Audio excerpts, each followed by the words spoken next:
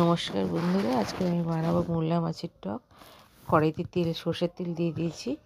এবার মাছটা ধুয়ে পরিষ্কার করে নুন হলুদ মাখিয়ে রেখেছিলাম, এগুলো এবার ভেজে নেব।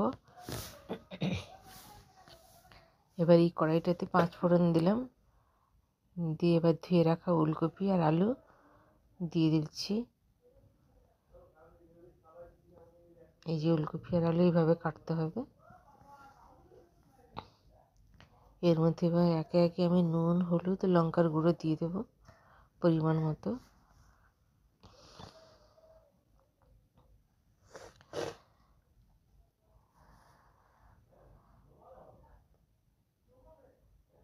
এবার এগুলোকে এভাবে নাড়াচাড়া করে এবার পাকা তেঁতুল আমি জল দিয়ে গুলে রেখেছিলাম, পরিমাণ মতো সেই জলটাও দিয়ে দিচ্ছি।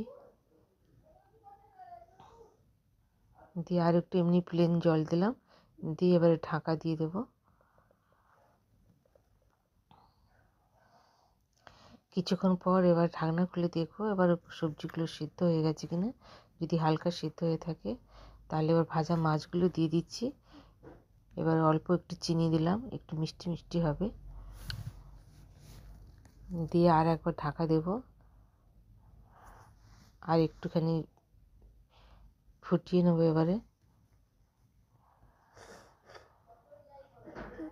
সবজিটা পুরোপুরি সিদ্ধ হয়ে গেছে। এবার টকটা আমার পুরো কমপ্লিট হয়ে গেছে রান্না। এবার এটাকে আমি বাটিতে ঢেলে নেব। যদি তোমাদের ভালো লেগে থাকে রান্নাটা, তাহলে একবার শেয়ার কমেন্ট এবং লাইক করে দিও। পুরো ভিডিও দেখার জন্য থ্যাংক ইউ।